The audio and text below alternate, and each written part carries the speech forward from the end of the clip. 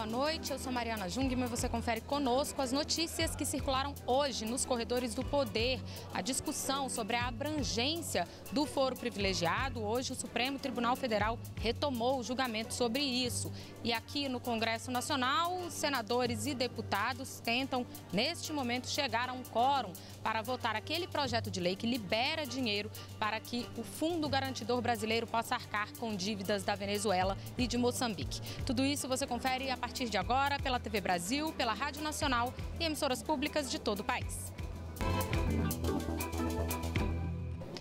A gente começa indo diretamente ao Supremo Tribunal Federal. Vou falar com o repórter Daniel Ito, que está acompanhou hoje ao longo do dia as discussões lá sobre o foro privilegiado, a abrangência do foro, né, Daniel? Como é que está a situação por aí agora?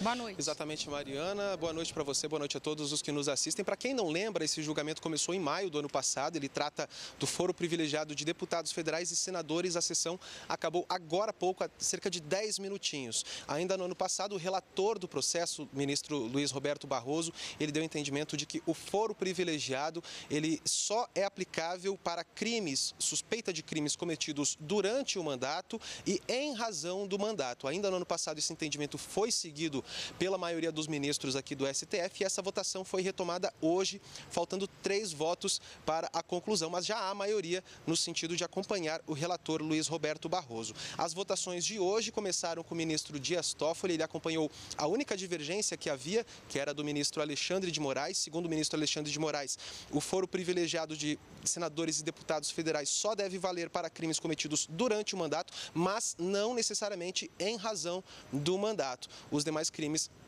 enviados para a primeira instância. Dias Toffoli acompanhou esse entendimento e também o ministro Ricardo Lewandowski. Falta apenas um ministro para votar, o ministro Gilmar Mendes. A sessão foi encerrada agora há pouco e será retomada amanhã com o voto do ministro Gilmar Mendes. Além das votações, também houve um pequeno debate agora no final da sessão entre os ministros para discutir a abrangência da lei. O ministro Gilmar Mendes falou que ele votou ainda na outra sessão, entendendo que essa mudança na regra se aplicaria a todos os cargos que dispõem desse benefício do foro privilegiado, mas agora o entendimento que está sendo dado é que eles servem apenas para deputados federais e senadores. Essa discussão que é quente, Mariana, e com certeza vai continuar amanhã aqui no Supremo Tribunal Federal. Voltamos com você.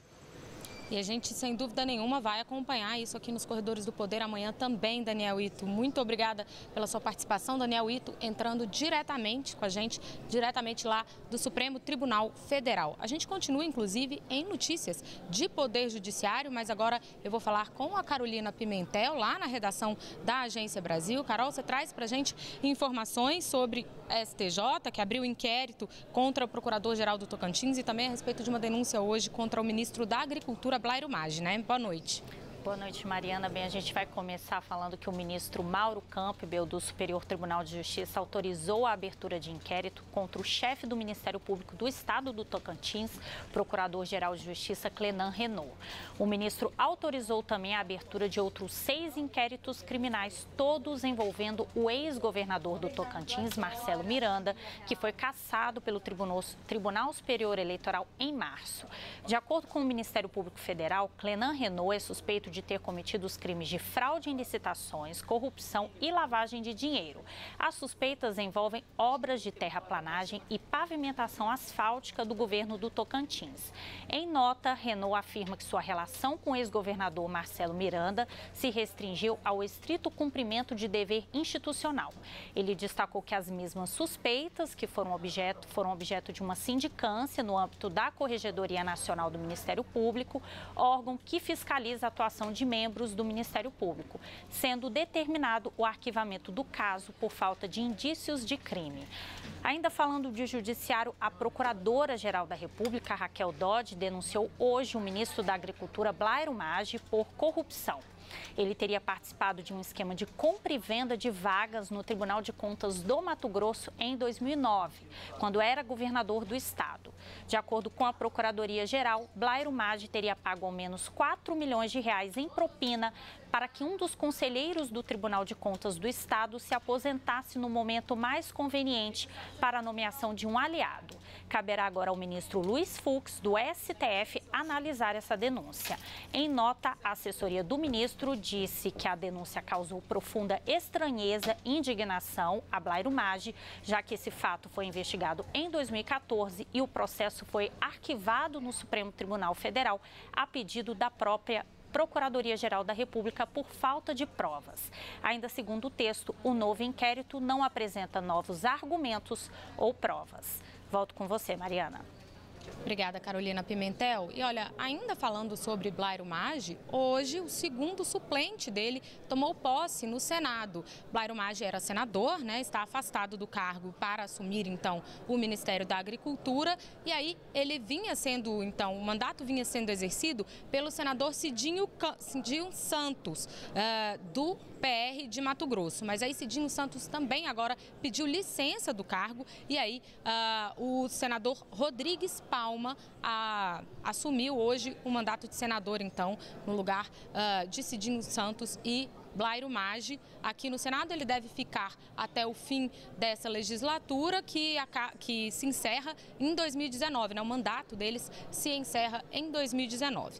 Outro suplente também que foi convocado hoje foi aqui na Câmara dos Deputados, o suplente do deputado Celso Jacob, José Augusto Nalim, do DEM do Rio de Janeiro, vai assumir então a vaga que está aqui aberta de Celso Jacob. Celso Jacob é aquele deputado que está preso, cumprindo regime na Papuda.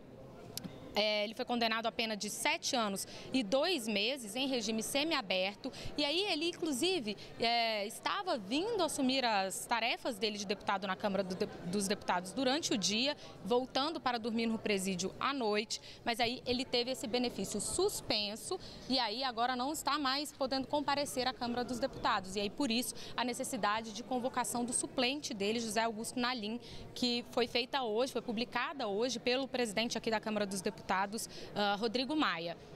O próprio Rodrigo Maia disse hoje que, se for o caso, Celso Jacob poderá reassumir o mandato dele se essa situação jurídica dele for alterada, de modo que permita ele novamente assumir as tarefas dele de deputado aqui na Câmara Federal. Bom, a gente segue no nosso noticiário. Eu falo com a Jéssica Gonçalves. Jéssica, você traz informações para a gente sobre o pedido de impeachment do governador de Minas Gerais, Pimentel, né? Fernando Pimentel. Exatamente, Mário. Boa noite a você e a todos. Bom, o pedido de impeachment contra o governador mineiro Fernando Pimentel, do PT, foi suspenso pela mesa da Assembleia Legislativa de Minas Gerais. O presidente em exercício da Casa, Lafayette Andrada, aceitou 2 questões de ordem que questionam o trâmite do impeachment. Enquanto essas questões são analisadas, o processo fica suspenso. Um dos questionamentos veio do líder do governo, deputado estadual Durval Ângelo. Segundo ele, no ato do recebimento do pedido de impeachment, não houve verificação de requisitos necessários para a denúncia. O pedido de impeachment contra o governador Pimentel foi aceito pela Assembleia na última quinta-feira. A denúncia afirma que o governador cometeu crime de responsabilidade ao não repassar 300 milhões de reais para a Assembleia e ao atrasar o salário do funcionalismo público. Não há prazo para análise das questões de ordem. Mariana. Ok, obrigada, Jéssica Gonçalves. A gente vai, então, continuar falando em assembleias, na verdade, de Câmara de Vereadores, né? Mas é no Rio de Janeiro, com o Maurício de Almeida. Maurício, você tem informações para a gente de projetos da vereadora Marielle Franco que iam ser votados hoje, né? Boa noite, Mariana. É isso mesmo. A Câmara dos Vereadores do Rio de Janeiro ficou com as galerias lotadas, pessoas que foram para lá para acompanhar essa votação. Ao todo, 7 projetos foram colocados para serem votados hoje, todos de autoria de Marielle Franco. Um deles acabou sendo retirado da pauta devido a problemas técnicos na tramitação. Já em outro projeto, que criava o Dia de Luta contra a Homofobia, aconteceu um impasse com a bancada evangélica. E aí surgiu um acordo para que esse projeto fosse retirado de pauta. Em troca, quem era contrário ao projeto do Dia de Luta contra a Homofobia iria votar a favor de outros 5 projetos. O que acabou acontecendo? 5 projetos da vereadora Marielle Franco foram aprovados hoje em primeira votação na Câmara dos Vereadores do Rio de Janeiro. Mas esses 5 projetos ainda precisam passar para uma segunda votação. E as emendas que foram apresentadas para esses projetos também vão ser analisadas nesta segunda votação. Ou seja, os projetos ainda podem ser alterados e até rejeitados nessa segunda votação. Mas, por enquanto, os 5 5 projetos que foram aprovados hoje tratam dos seguintes temas. Um deles cria espaços para que as mães deixem os filhos enquanto trabalham à noite. Outro cria uma campanha de combate ao assédio sexual. Também foi decidida a criação do Dia de Teresa Benguela e da Mulher Negra, Dia de Luta da Mulher Negra. Também foram instituídas novas medidas socioeducativas para menores infratores e também um projeto para elaborar um dossiê sobre a mulher carioca. E para homenagear Marielle Franco, os vereadores decidiram que a tribuna de onde são feitos os discursos passará a ser chamada de vereadora Marielle Franco. Mariana. Obrigada, Maurício de Almeida. E a gente vai agora a São Paulo. Eu falo com Priscila Kersh. Priscila, no feriado aconteceu esse desabamento, né, esse incêndio seguido do desabamento de um prédio aí em São Paulo. Haviam pessoas desaparecidas. Eu queria que você falasse para a gente hoje sobre os desdobramentos aí, a procura por essas pessoas. Boa noite. Boa noite, Mariana. Boa noite para todo mundo. O prédio desabou na madrugada de ontem, depois de um incêndio. E hoje os bombeiros se concentram na busca por 4 desaparecidos. Um que desde o início, o Ricardo, quase foi salvo aí durante o incêndio, mas desapareceu junto com o desabamento. E hoje também a Selma e os 2 filhos gêmeos, crianças, de quem o marido dela deu queixa de estar desaparecida com os filhos para o corpo de bombeiros, que então aí continuam as buscas, o corpo de bombeiros continua as buscas. E ali a gente vê os trabalhos, eles resfriam os escombros para evitar novos focos de incêndio e também as retroescavadeiras aqui, elas retiram mais a parte do grosso, que está no entorno. Isso porque é preciso mais cuidado ali na parte estrutural para fazer a busca dessas pessoas desaparecidas. Então, os bombeiros operam ali com cães e também com vídeo que é sensível à temperatura para poder encontrar essas pessoas que estão desaparecidas, isso porque é preciso mais cuidado. Eles também buscam vãos ali entre os escombros para poder, então, fazer a busca. Eles também querem acessar uma caixa de eletricidade para poder desligar essa corrente elétrica, poder evitar algum tipo de acidente. E isso está ali na calçada, está embaixo dos escombros. E também para evitar ter que desligar a energia de todo o bairro aqui da região.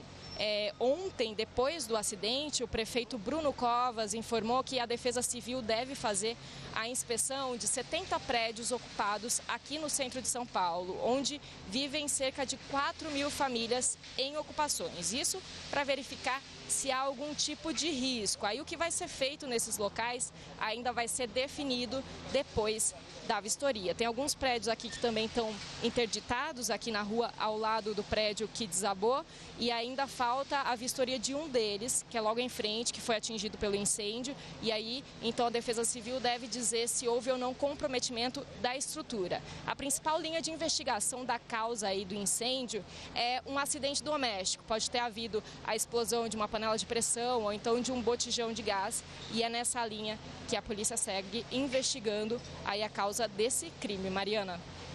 Obrigada, Priscila Kersh. Realmente, para quem está nos acompanhando pela televisão, foi possível ver as imagens do prédio em chamas, desabando, imagens muito impressionantes. E agora, como a própria Priscila mostrou aí, um trabalho delicado dos bombeiros, né, para a busca de pessoas desaparecidas. É uma situação também delicada, porque em situações de ocupação como essa, não há, às vezes, informações precisas sobre todas as pessoas que estavam morando no prédio, que estavam vivendo lá, então acaba que fica aí ainda as informações um pouco desencontradas também das próprias autoridades sobre o número de pessoas desaparecidas, quem poderia estar no prédio, uma lista de eventuais vítimas, né? Vai ser um trabalho ainda delicado do Corpo de Bombeiros e das autoridades de São Paulo, mas com certeza a gente vai continuar acompanhando isso por aqui.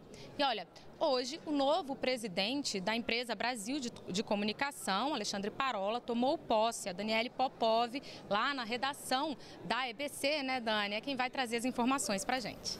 Boa noite, Mariana. O embaixador Alexandre Parola é diplomata de carreira há 31 anos, pós-doutor em Relações Internacionais e professor do Instituto Rio Branco, responsável pela formação de diplomatas. Para assumir o comando da EBC, Parola deixa o cargo de porta-voz da Presidência da República, função que exercia no governo Temer desde 2016. Ele também ocupou o mesmo cargo no governo de Fernando Henrique Cardoso em 2002. Ao tomar posse na sede da EBC, Alexandre Parola ressaltou que a instituição é um bem público que pertence à sociedade brasileira.